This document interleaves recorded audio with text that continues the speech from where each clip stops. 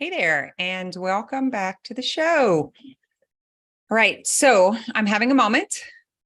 So I decided to process it on a podcast because I need to hear myself move through this. Something feels significant is happening. I just put up a post like I'm feeling like really emotional, rather sappy and soft. Out of nowhere. So I was on a couple of calls today. I did a podcast interview earlier and I'm crying. And then I'm doing a coach call and I'm crying. And I was like, what is going on? So I had like calls all day long.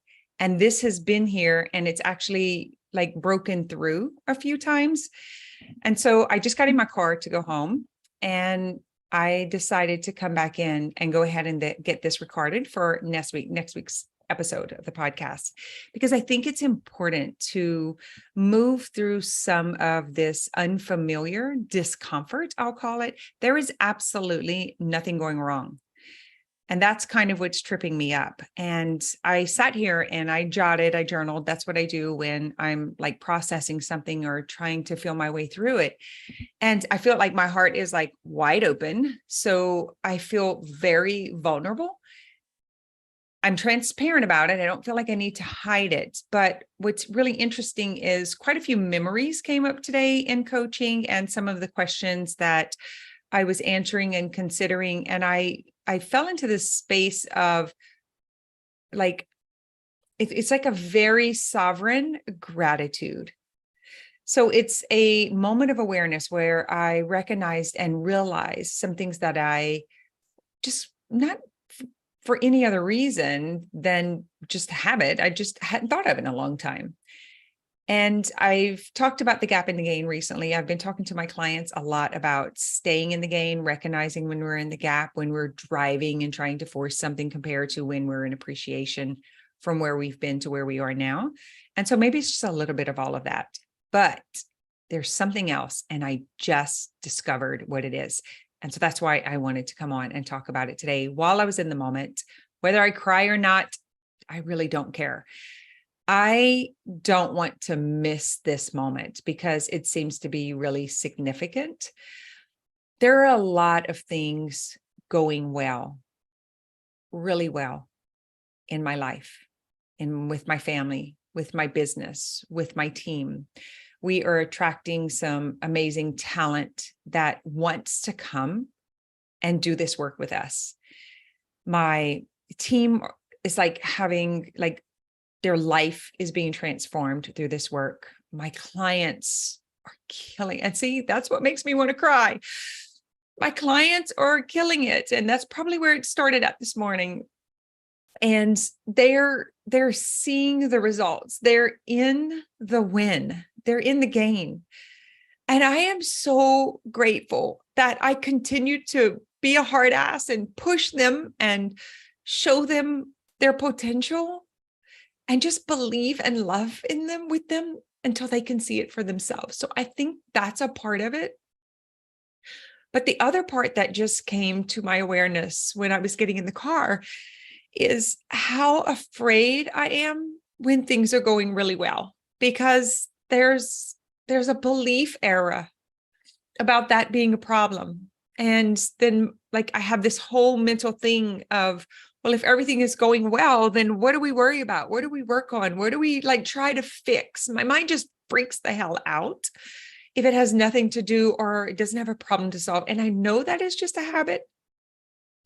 But the reason I wanted to speak on it and be vulnerable about it is because most of us who are driven to create impact in this world, to move change forward and to break these old patterns, to get out of scarcity, hit these spots, we hit these moments where it's just like crap moving through the emotional body. It's nothing, but my mind wants to make a big deal out of it.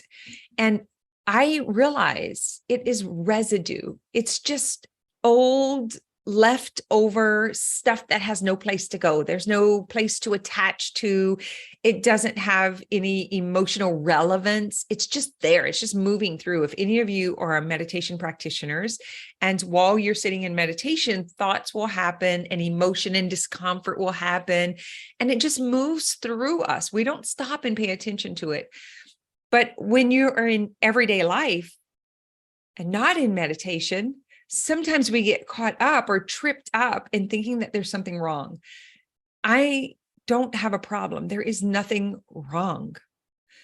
But there's something happening within my nervous system, within my neurology, by meaning my thoughts, whatever's going on in my mind, whatever's going on in my brain and my body, that's having this sensation, this feeling that's coming up, that I should be afraid that things are going so well that something bad is going to happen.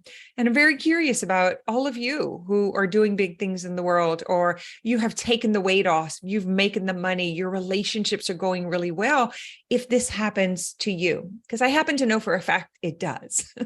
So I'm going to read something to you. It's very short, but I think it's relevant. So as soon as I came into the office, I grabbed my book because I put this in the book on purpose. It is probably one of the things that was really significant when I was moving away from scarcity and unresolved traumas and like just not wanting to be here on planet Earth, like all of those things, and what was the resistance that was going on in with me.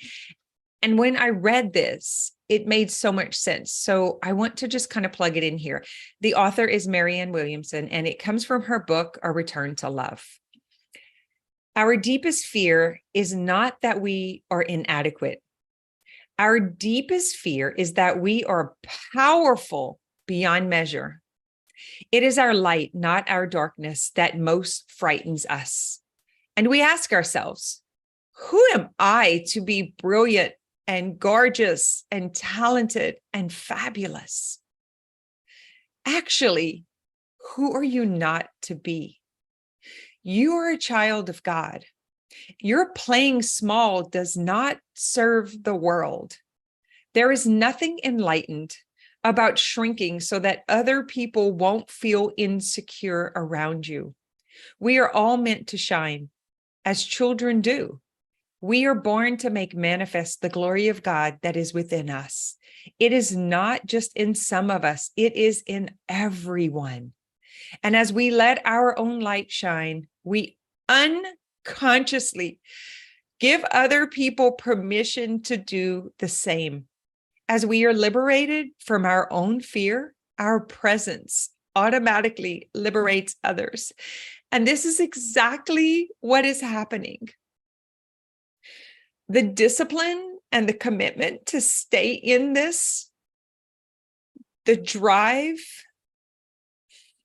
the desire to get these tools and this work into the hands of more families and break generational cycles and patterns to get families out of scarcity and to believe in healing, to believe in health and wellness and wealth. And that is available for all of us. And I am so convicted right now, and have been for a while, that it has actually bled into the community. And I am now experiencing exactly this that I just read, that when it is so like manifested or materialized in ourselves, people around you will begin to change. And that's where this soft and sappiness is coming from, is the gratitude of realizing we spend so much time thinking we're never going to arrive that we don't know what to do when we do. We don't know how to behave and how to act when we actually have everything that we desire, when we actually achieve everything that we've set out to do. And it is scary. It is very scary. And what I am feeling right now is the power of control and self-regulation. It is so powerful that it is shaking my core. It is shaking like in the cells of my being and my body. Because if there's any limitations in our mind, if there's any resistance saying it's not safe to succeed, it's not safe to get everything that you want, it's not safe to brag or to celebrate or to show off, all of that stuff comes bubbling up when you are in celebration. And that's what I recognize, that I am actually in celebration, that I am self-contained. I am self-regulated. I am self-controlled. I may not be able to control what happens around me. I may not be able to control what happens with the weather, what happens to my loved ones. But what I can control is the way I think about it and my ability to feel all the way through some of the biggest heartaches. I know I can do that, and I trust myself to do that. And there is something so powerful about that it scares our system. It scares any fragments of disbelief that are left in our system. And because I am experiencing that right now in real time, that it looks like I'm sad and it looks like there's something bad going on, but it's actually my system is saying that great is bad, that don't get too used to it. Don't get too comfortable, little girl, because you know what can happen. You can lose this in a heartbeat, right? It could all go away. And that right there is what all of us have to face.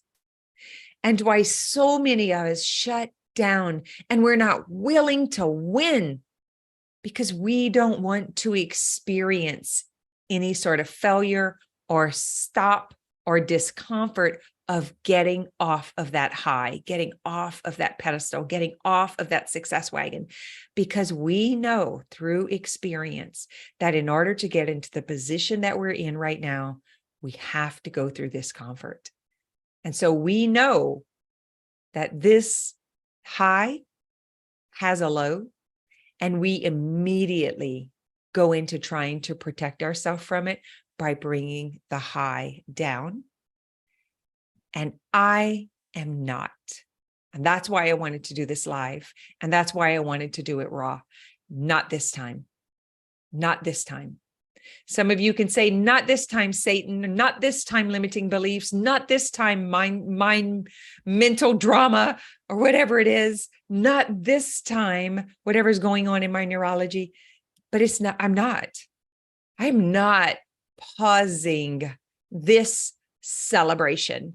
Instead, I'm going to get really used to how it feels, and I'm going to get really good at staying in it. I will not sabotage it. I will stay in celebration, and I will get used to the way it feels, and I will get comfortable being in the discomfort of winning and succeeding and celebrating and being recognized and being told how much change and inspiration that I am in someone else's life.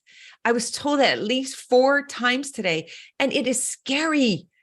Why is it so scary? Because it's unfamiliar.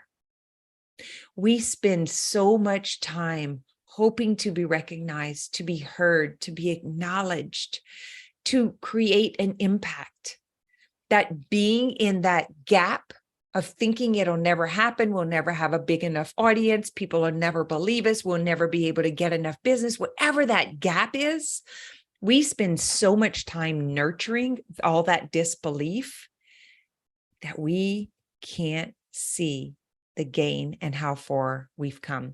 And that's what happened from early this morning. I'm on a call, by the way. I coach and have an accountability call with all men. And 3 of my clients today were men. And I'm like, what is up with this? I've had a ladies fitness gym and business for 20 something years. And all of a sudden I am surrounded and in these rooms with all of these guys. And I'm all like sappy Sally today. Super interesting. It is about success. It is about getting comfortable with success. And here's the thing. If you don't get comfortable with it, if you don't get familiar, if you don't get used to it, there's a part of you that will sabotage it so that you can go back to the norm. So you can go back to comfortable, so that you can go back to knowing. But if you have listened to me for any amount of time, you know that my favorite phrase is, I am willing to be surprised by what else is possible that my mind has yet to imagine or experience. And this right here is that. I am willing to experience success and celebration, and it become a norm in my life, that I do not have to dilute my success. I do not have to quiet my celebrations in order for someone else to feel comfortable because they haven't done it. Instead, I choose to be the role model, the example, and the inspiration to show them that it's possible. I will not go down that path again. And this is my commitment to you and to me. I am disciplined. I am motivated. I am certain. I am convicted. And most of all, the thing that I talk about today that really opened this up for me is I am a conduit of this work that moves through me. And I don't need to hide that. And I don't need to quiet that. I actually just need to be. I just need to move through the world in celebration, not hide the success, not talk about it so that someone's not comfortable. Instead, so what if they are uncomfortable? Maybe it will compel them to get moving. Maybe it will convict them. Maybe their soul will wake them up and say, hey, you got to go do it too. The whole reason you're having an issue with this and you're uncomfortable is because you're not doing what you know you can do. So what if we give people around us the opportunity to be uncomfortable in our success? How would that go? How would that look? Powerful, right? So powerful. So thank you for the opportunity for me to process this, to move through it. You just heard what I do for myself internally, outside. I just did it and expressed it so that it's documented. Maybe one day I'll want to come back and listen to this, because let me tell you something. If you don't figure this out, this all comes from the Big Leap. And I remember the year I really dove into the 4 agreements and the Big Leap. And it is about hitting an upper limit. I am in an upper limit right now. I have exceeded financial goals. I have exceeded client capacity. I have everything I thought I couldn't do. I have now done. Now what? Now what? That means, holy smokes, I got to go back through the cycle of transformation because I got to pick a new goal because my goals are already done. Now what? And all this freak out happens. And the Big Leap, it's Gay Hendricks that wrote the Big Leap, talks about this upper limit. So you lose the 50 pounds or the 30 pounds, and then you don't know what to do with yourself, and you don't know what to do with this new you. You haven't acclimated, you haven't integrated this new thin self. And so you go sabotage that. And you do the same thing financially with your successes. So maybe now you have $100,000. Maybe now you got $50,000 in a savings account. There's a part of you, the part of me that showed up today, that's like, got to get rid of that. That is not safe. Don't do that. It's going to be too hard to lose. It's going to be really bad when you fail. They're going to make fun of you. They're going to laugh at you.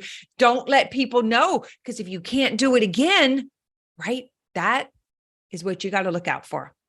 That's the glass ceiling. That's the upper limits. What we got to do instead is we got to raise the belief lid and we got to move on to the next. Do not bail out. Do not give into this, and do not celebrate the successes. That is what I have for you today. I am going to continue to celebrate this and hold on to it, as uncomfortable as it is. And as much as I want to cry right now, I'm going to hold on to it, and I'm going to breathe through it, and I'm going to integrate and embody this inside of this flesh, this bodysuit, and it will become a part of me. And I won't have this happening outside anymore, because I will own this. And this is how to do it. Feel the discomfort. Let it be there. Express it. Don't hide. Don't be ashamed of it. Don't sabotage it. Don't try to make it go away. Stay with it. Find someone to talk to that you can trust that's not going to tell you you need to settle, you need to play small, you don't need to work that hard, money's not everything. Don't go to those people. Come to my community. We'll keep you boosted. We'll help you stay in belief until you can stay in belief. That is the work that we do. Come into the More Than Mindset world. Come into Self-Healing Masters. Come into e-school or coach training or anything that I do with employees and employers and owners and all of things. Come into a world that you do not have to apologize for being successfully or for wanting more money. There is no shame in wanting money. If you want to have a pleasant, joyous experience on planet Earth, you better get used to money because money is access to those things. All right. Love you. Thank you for listening. Share this. Help us get, we are ready. We're now at the 100,000 download mark. So we are ready to multiply and expand this. So I would love your support. Rating, review, share, tell someone about it. All right. Have an amazing weekend. I think I'm doing this on, I don't even know. Who cares, right? Who cares? And I don't know when you're listening to it anyway.